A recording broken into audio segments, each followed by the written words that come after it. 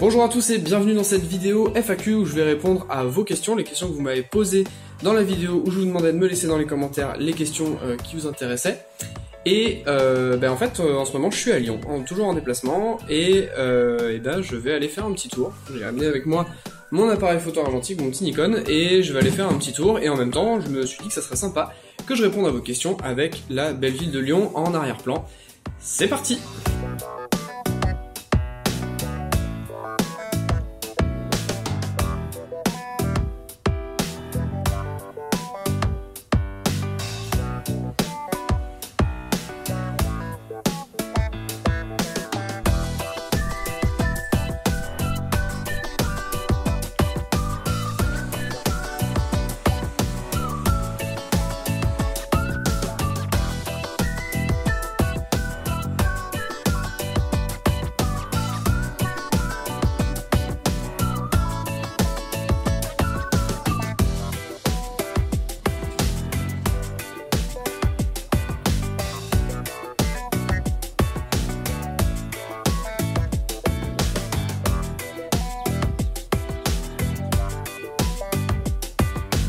Nous voici donc place Bellecour à Lyon et je vais commencer par répondre à la première question qui a été posée par GP Photo. Il me demande si j'ai prévu de développer des vidéos où je parle de tests de pellicule et de tests de appareil photo argentique. Alors pour ce qui est des tests d'appareil photo argentique d'abord, oui, franchement je suis chaud pour en faire. Le seul truc c'est que il faut que j'en achète ou que quelqu'un m'en prête et oui je ferai le test. Après c'est vrai que j'ai tendance à tourner un petit peu avec le même matériel que j'ai et à essayer de vraiment me perfectionner avec. Mais par contre ça ne m'empêche pas du tout de faire des tests. Par contre c'est des vidéos qui demandent quand même un petit peu de montage si il faut qu'elles soient bien faites. Du coup c'est pas des vidéos que je ferai souvent. Mais à l'occasion si je m'achète des petits boîtiers 35 mm par exemple, c'est pas impossible que j'en fasse. Pour ce qui est des tests de pellicule, je dois reconnaître que je suis un petit peu plus frileux, surtout sur la partie couleur, parce que je considère que j'ai pas une chaîne de développement qui soit forcément super mise au point. Je pense notamment au niveau du scanner où j'ai pas toujours des résultats que je suis censé obtenir. Donc à ce niveau-là, je suis pas hyper serein et je préfère pas vous faire des tests de pellicule et vous dire n'importe quoi. Par contre, les pellicules noir et blanc, ça doit être carrément faisable. Franchement, globalement, le noir et blanc, je m'en sors bien et au scan, il n'y a pas trop de soucis. Donc je pense que je pourrais vous faire des vidéos là-dessus. C'est aussi pour ça que j'avais participé de temps en temps au projet Film Mystère de Baptiste de MGK Photographie, parce que justement, ça me permettait d'avoir une pellicule, de voir ce que je pouvais en attendre et après de faire un petit comparatif. Là, c'était intéressant pour le coup. Mais t'as raison, Guillaume, il faut que je me mette à faire des tests de pellicule, surtout en noir et blanc, ça peut être carrément cool.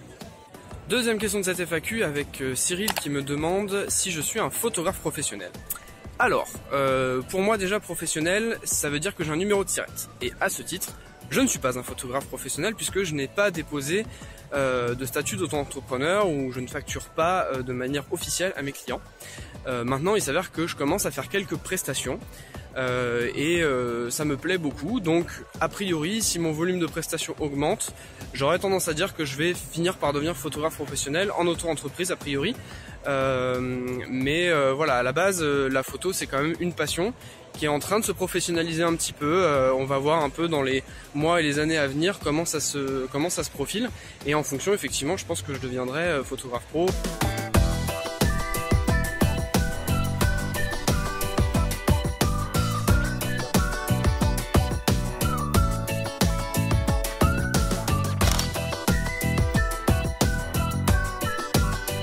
Ensuite j'avais Objectif Féminin, chaîne tenue par Laurie, qui me demande en première question pourquoi je fais une FAQ. Et juste pour te faire chier. Et après elle me pose quelques questions un tout petit peu plus sérieuses en me demandant si je souhaite un jour devenir pro. Alors ça j'ai répondu juste avant. Elle me demande également si je veux faire un peu plus de vidéos où on me voit concrètement prendre des photos et où on me voit développer, tester les films, etc. Donc ça j'y ai partiellement répondu, mais j'en profiterai pour rajouter que ce genre de vidéo c'est quand même quelque chose qui prend pas mal de temps. de se balader, de prendre des photos, de penser à filmer en même temps, de tout monter, etc. Je commence à avoir un ordinateur qui est limite puissant pour monter les vidéos que je vous propose sur la chaîne. Donc c'est vrai que ces vidéos-là, malheureusement, je peux pas en faire tout le temps. Mais c'est vrai que de temps en temps, j'aime bien les faire et je suis assez content du résultat. Donc ne t'inquiète pas Laurie, ce sont des vidéos que tu retrouveras sur cette chaîne. Et enfin, elle me demande si une collaboration entre ma chaîne et la sienne est possible. Et je te dis complètement, et c'est quand tu veux. Ensuite arrivent les nombreuses questions de Nicolas. Nicolas, franchement, tu t'es lâché. Bon, ok, j'ai dit que tu pouvais te lâcher, tu t'es lâché, c'est bien, t'as respecté, c'est bien. Ok, pas de problème, je vais répondre à toutes tes questions. Alors, première chose, il me demande quel est mon boulot principal. Pour te répondre simplement, Nicolas, et sans trop dévoiler ma vie personnelle pour l'instant, je suis ingénieur chargé d'études dans un bureau d'études qui est basé à Nantes.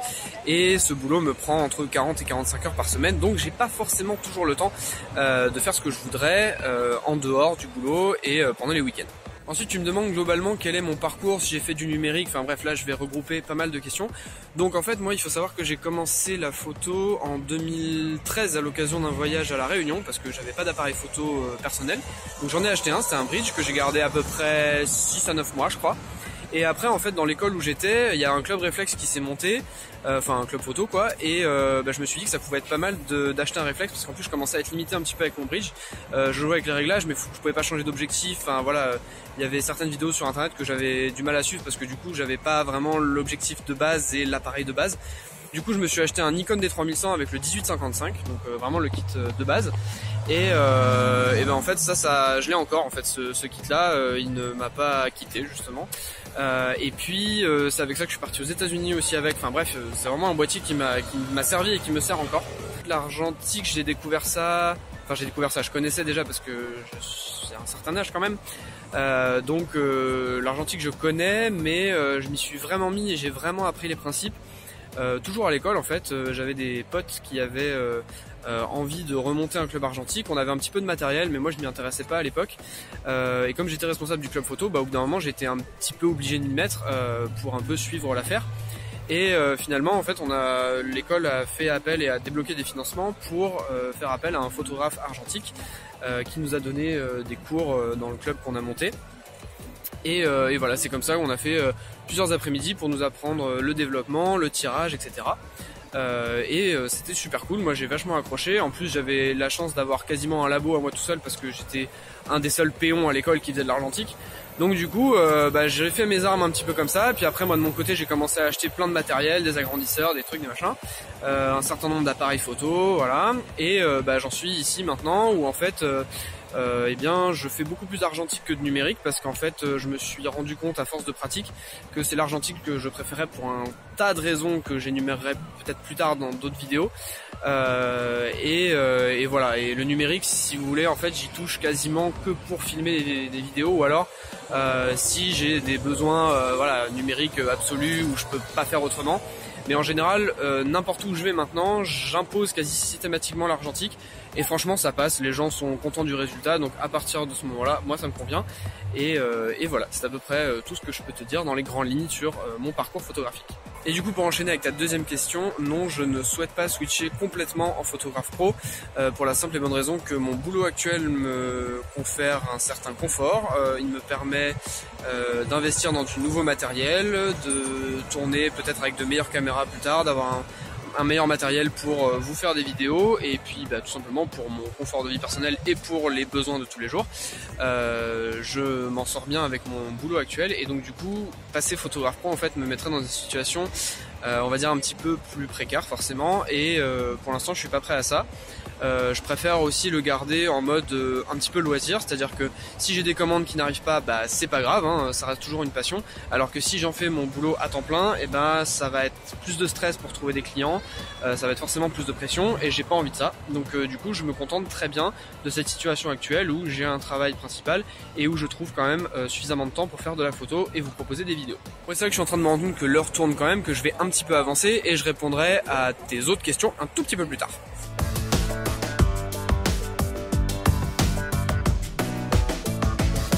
Alors du coup, je voulais monter à la cathédrale Fourvière, ce que je suis en train de faire, et on m'a dit que le funiculaire pour y monter, il est fermé. Du coup, je vais monter à pied, ça va me faire mon sport, et puis je vais pouvoir continuer à répondre aux questions de Nicolas. Alors Nicolas, tu me demandais ensuite quels étaient mes appareils photo, numérique et argentique inclus. Alors en numérique, donc j'ai mon D3100 et c'est tout. Je n'ai qu'un seul appareil photo numérique. Ensuite, j'ai un Zenith 11 que j'ai acheté au moment où je me suis mis à faire de l'argentique, genre fin 2015, début 2016. J'ai un Nikon F801S qui est ici, que j'utilise ici en déplacement en général, parce que le Mamiya il pèse un âne mort, donc je l'amène pas en déplacement.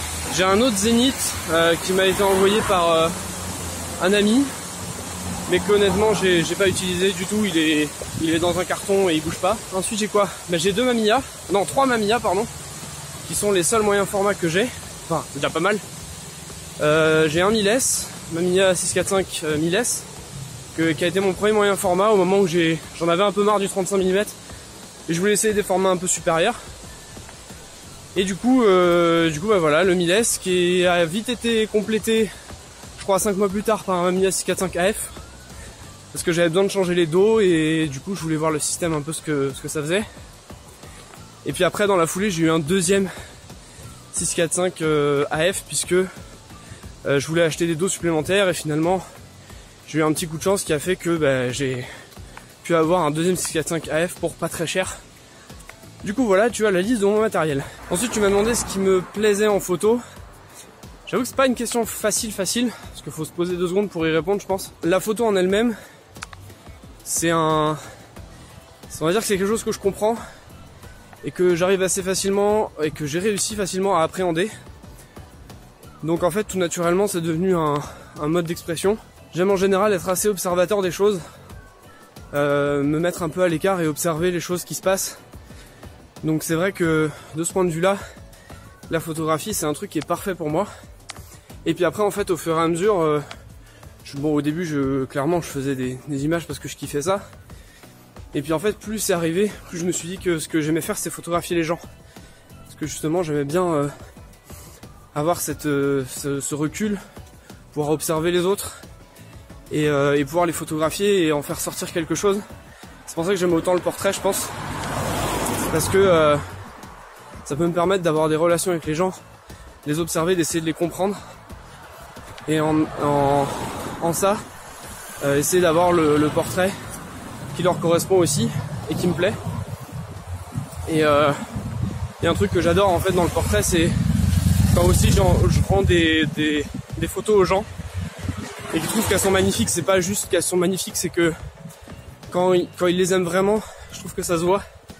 Et ça me fait vraiment plaisir parce que j'aime faire plaisir aux gens aussi. Donc du coup, voilà, c'est un petit peu toutes les raisons qui font que j'aime bien la photographie. Ensuite Nico, tu me demandais quelles étaient mes chaînes YouTube préférées. Alors tu as la liste de tous mes abonnements normalement dans la chaîne, je les ai pas cachés il me semble. Donc tu vas pouvoir aller regarder cette liste, mais globalement tu vas retrouver toutes les chaînes photo, voilà. Par contre, je dirais qu'une des chaînes que je suis le plus, ça reste quand même F1.4 de Sébastien Roignan, parce qu'il fait du très très bon contenu depuis des années et j'apprends encore pas mal de choses sur sa chaîne. Je trouve qu'il fait évoluer son contenu aussi, ça c'est très important. J'aime pas mal les vidéos développement personnel qu'il fait, et puis tout ce qu'il peut tester en plus, qui va aussi dans la continuité de ce que peut apprendre un photographe tout au long de, justement de sa carrière, son apprentissage, etc. Donc Sébastien Roignan de F1.4, mais ça je pense que tu connais déjà. Et après moi j'aime beaucoup et je suis pas mal les chaînes YouTube argentiques forcément. Tu as EMGK Photographie qui fait du très très bon contenu et avec lequel j'apprends pas mal de choses. Tu as le YouTube anglophone aussi si tu parles l'anglais. Tu as Matt Day qui fait du très très bon contenu aussi. Tu as Negative Feedback aussi, même si j'accroche un petit peu moins avec le style. Et puis il y en a un autre, je mettrai le lien dans la description de la vidéo et peut-être en affiche là comme ça. Un gars qui fait des vidéos assez cool de comparatifs, de tests de matériel. Pareil, c'est aussi un américain qui vient au Texas je crois. Il a une toute petite chaîne YouTube qui est pas très connue mais qui commence déjà à accumuler pas mal de vues. Donc je vous mettrai le lien et je trouve que cette chaîne là est quand même plutôt pas mal. Pour ce qui est des workshops, le seul que j'ai suivi c'est un workshop de Sébastien Roignan justement avec Philippe Écharroux pour lequel j'avais fait une petite vidéo retour d'expérience. Je sais pas si tu l'as vu, mais en tout cas je te la mets en lien pour que tu puisses aller la voir si ça t'intéresse. Ensuite, je crois qu'on arrive à la fin, tu me demandais si en quoi je voulais progresser en photo. Alors en quoi je voudrais progresser en photo? C'est une bonne question, mais je dirais qu'en fait c'est pas tellement sur la partie photographique qu'il faudrait que je progresse, sans être ultra prétentieux, hein. Mais ce serait plutôt sur la partie, je dirais, gestion de modèles. Certains te diraient que je gère très bien les modèles. Moi je trouve que je les gère, mais que des fois il y a certaines situations où je les gère pas. Et en fait j'arrive pas à les faire arriver où je veux qu'ils ou elles arrivent. Et ça c'est un point que j'aimerais beaucoup bosser. Après pour ce qui est partie technique, j'avoue que voilà, la technique je la prends quand j'en ai besoin en fait. Je suis pas quelqu'un qui va faire des centaines d'heures pour apprendre une technique. Moi j'aime bien justement maîtriser ce que je fais. J'ai pas de problème avec le fait de refaire toujours la même chose, dans le sens où faire du portrait et faire les portraits comme je les fais, ça me convient très bien. Après effectivement il y a sûrement des trucs à améliorer. Il y a un truc qui me vient aussi quand même en termes de technique, un truc qu'il faudrait que j'améliore, c'est quand même ma chromie, la colorimétrie, mais ça vient avec le temps et l'expérience. C'est le fait de vraiment savoir où je veux aller dans les couleurs que je veux. Et ça bon, c'est un travail de longue haleine que j'ai pas encore terminé. Mais voilà en quoi je voudrais progresser en photo. Pour terminer sur ta longue série de questions Nicolas, tu me demandais si un jour je passerais par Paris. Et il se trouve que je suis de la banlieue parisienne et que j'ai de la famille à Paris. Donc oui, bien sûr je passerai à Paris à l'occasion. Et si jamais tu es dans les parages, hein, on pourrait se rencontrer, pourquoi pas. Ça sera avec grand plaisir.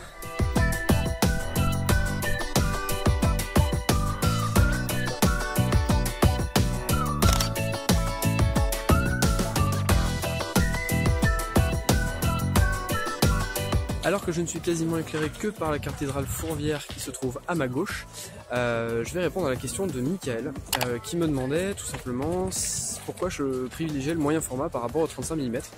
Le moyen format c'est un format que j'ai découvert il y a un peu plus d'1 an maintenant en achetant le 1000S et c'est un format que j'apprécie beaucoup par la taille de ses négatifs, par la profondeur de champ que ça donne. Par rapport à un 35 mm c'est difficile d'obtenir la même chose. Et puis je sais pas, je voulais tester en fait au moment où j'ai switché, je voulais tester un format un peu plus grand. J'étais impressionné des images qu'on pouvait obtenir quand je regardais un petit peu sur Flickr ou autre part, des images qu'on pouvait obtenir avec un moyen format, donc du coup j'ai voulu tester. Et puis à partir du moment où je suis satisfait de quelque chose et que j'aime bien l'avoir avec moi et que je suis content du résultat que j'obtiens en fait, ouais c'est ça, et du coup je le quitte plus. Alors ce qui a fait que je repasse progressivement un petit peu au 35 mm comme celui-là, c'est quand je suis en déplacement, et en fait franchement voilà, le moyen format c'est beaucoup trop lourd, je l'ai déjà fait quelques fois et franchement trimballer 2 kg dans la valise c'est trop chiant. Donc du coup je repars avec un petit 35 mm avec une cellule et ça me convient très bien. Je fais des images qui me plaisent aussi, mais on va dire que si je privilégiais le moyen format, c'était parce que c'était surtout une nouveauté, une découverte. Et puis après je me suis rendu compte aussi qu'en portrait ça me plaisait plus, que les images que j'obtenais étaient encore plus qualitatives qu'avec les 35 mm dont je disposais. Donc c'est pour ça que je privilégie, on va dire, le moyen format. Michael, tu m'as également posé une deuxième question qui était de savoir si je ferais le test de la cellule à main. Alors oui, j'ai dit dans une vidéo que je ferais le test. Je ferai le test, sois-en sûr, mais il faut encore que je règle 2-3 petites choses, que je teste 2-3 choses pour vous faire un test des plus complets possibles en essayant d'oublier aucune information. Donc le test arrivera sur la chaîne, mais il va falloir juste encore être un petit peu patient parce qu'il n'est pas prêt de sortir malheureusement, mais promis il arrivera, c'est sûr.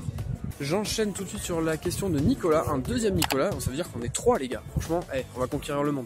Bref, trêve de plaisanterie, je sais pas pourquoi j'ai dit ça. Il me demandait quel photographe m'inspirait et quel était mon mentor. Alors mon mentor, je dirais en fait qu'en argentique c'est... alors, il va rigoler si jamais il voit cette vidéo, il va se foutre de ma gueule. Mais c'est Daniel Novak, le photographe en fait, qui m'a appris à shooter en argentique. C'est avec lui que j'apprends encore énormément. Daniel c'est un vieux de la vieille en argentique, il connaît énormément de choses. Donc je dirais que c'est lui mon mentor en argentique. Après mon mentor numérique, on va dire que c'est Xavier Navarro. Tout simplement parce que c'est encore une fois, c'est sur ses tutos à lui que je suis tombé quand j'ai voulu apprendre la photographie par moi-même. Donc voilà, mon mentor photographique, on va dire que c'est Xavier Navarro et Daniel Novak en argentique. Après bien sûr j'apprends de plein de monde, hein, mais disons que c'est des personnes qui m'ont appris des choses au moment, on va dire, important et au moment cruciaux de mon apprentissage en photographie. Donc voilà, c'est à ces deux personnes que je pense.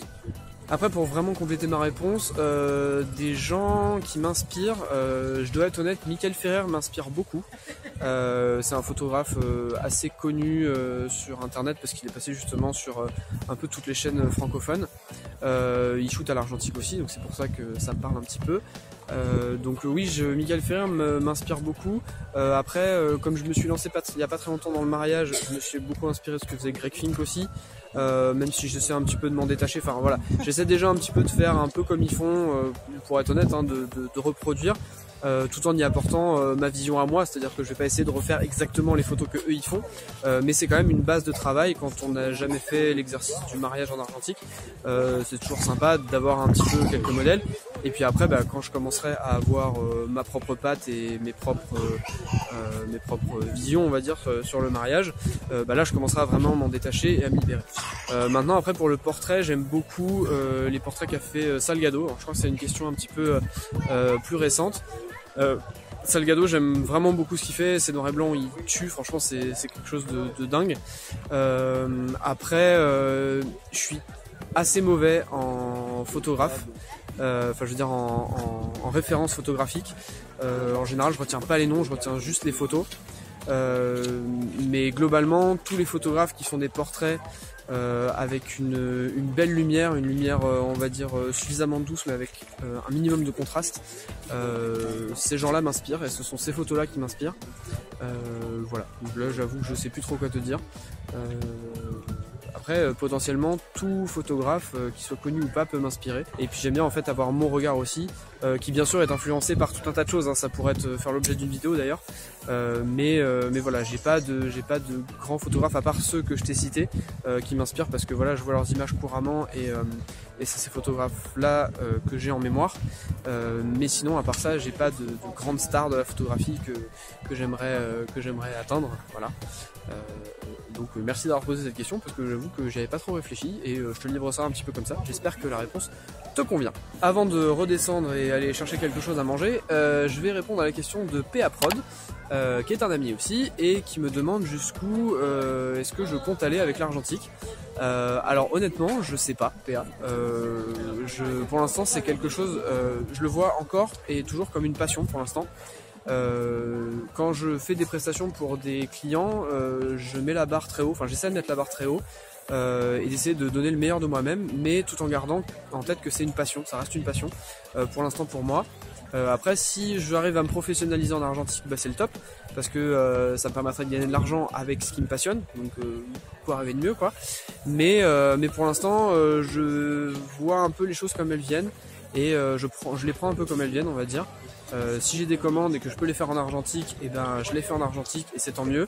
Sinon après je me contente d'aller juste dans ma passion et de faire ce qui me plaît, de tester des choses aussi. Ça c'est des trucs que je fais pas assez souvent à mon goût, et c'est à ça aussi que je sers ma chaîne YouTube, c'est que ça me permet de tester des choses et de vous les montrer et éventuellement d'échanger, de profiter et de partager.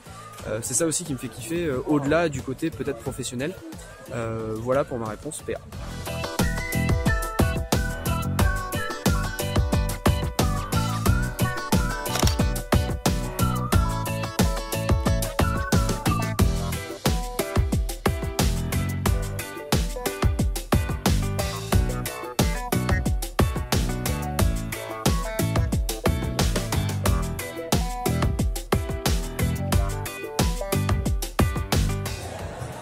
Ça y est, me voici restauré et je vais pouvoir enchaîner et terminer cette petite FAQ en reprenant avec la question de Mathieu de la chaîne Autofocus, qui m'a posé deux questions.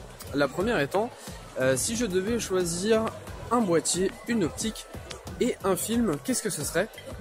Alors pour te répondre Mathieu, je pense que je vais tricher un tout petit peu sur ta question et je vais dire que si je suis dans une situation où tu mets en studio par exemple pour shooter des gens qui viendraient devant mon objectif, sans hésiter ce serait le Mamiya 645 AF avec le 80 mm et une pellicule de HP5.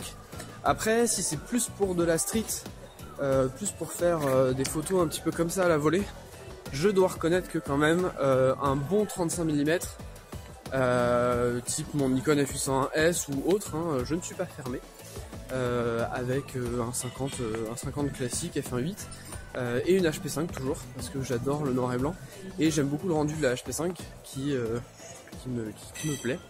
Donc voilà, ça donnerait ça comme combo.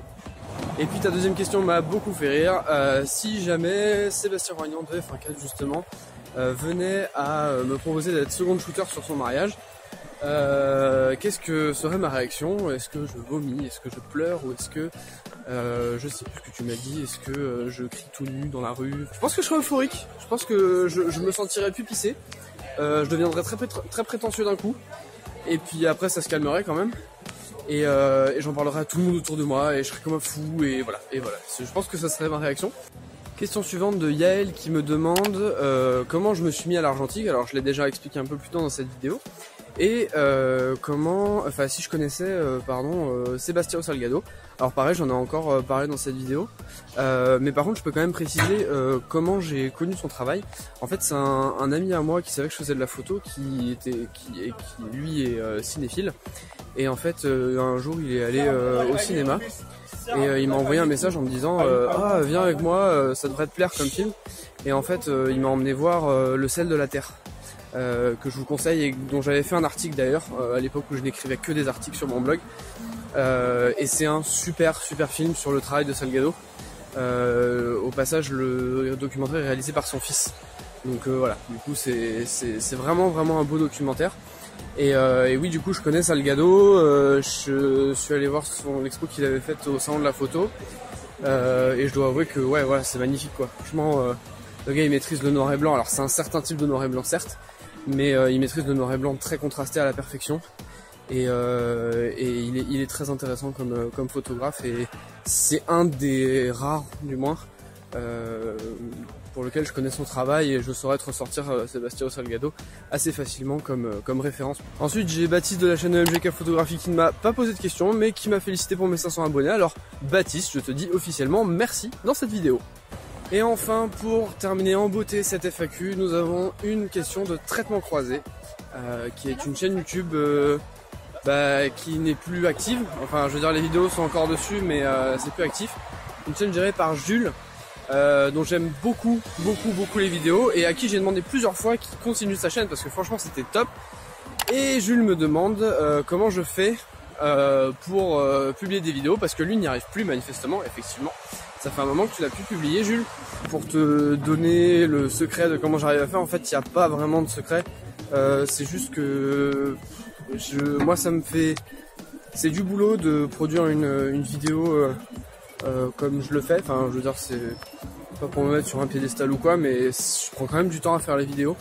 D'autant que je suis pas aidé par mon matériel pour l'instant. Et en fait, ça demande du boulot, mais je suis tellement fier de ce que j'ai fait quand je publie enfin une vidéo, que du coup ça efface un peu tout l'effort qu'il a fallu fournir pour faire cette vidéo. Et si derrière je reçois des commentaires positifs, ça m'encourage encore plus à continuer. Donc c'est ça aussi ma motivation, c'est de vous faire du contenu qui vous plaise aussi, puisque là on est quand même à plus de 500 abonnés.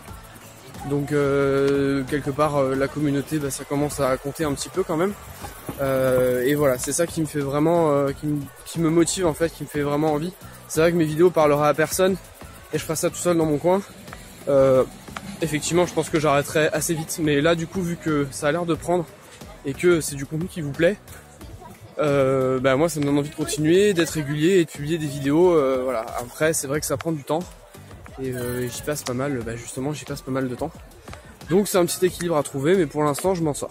Et cette FAQ est maintenant terminée. Je suis sur la place Bellecour. Il y a la cathédrale de Fourvière, hop, juste ici où on est monté tout à l'heure. Et voilà, cette vidéo FAQ est terminée. Merci à ceux qui ont participé. Si jamais on fait une prochaine FAQ, peut-être pour les 1000 abonnés, ceux qui n'ont pas participé pourront peut-être le faire, seront peut-être tentés de le faire. Moi de mon côté, avant de vous laisser, j'avais quand même une question. Je voulais savoir, et si vous pouviez me donner des pistes dans les commentaires en réponse à cette vidéo, qu'est-ce qui vous plaît sur ma chaîne? Dites-moi s'il y a un ou deux éléments qui vous plaisent. Est-ce que c'est la personnalité que je dégage? Est-ce que c'est la forme? Est-ce que c'est le contenu que vous trouvez qualitatif? Est-ce que, j'en sais rien, c'est les transitions, c'est la façon de monter, j'en sais rien, enfin bref. Essayez de me dire un petit peu ce qui, pour vous, fait l'identité de ma chaîne et fait que vous aimez et vous êtes abonné à ma chaîne, voilà. Moi ça m'aidera à avoir un retour, un feedback quoi, comme on dit. Et puis ça me permettra d'essayer de faire du contenu aussi pour... pas forcément que pour plaire à l'audience, mais je veux dire pour quelque part que ce que je fais ait un sens et que ça puisse vous être utile. Voilà. En attendant, je vous dis à une prochaine fois. Salut!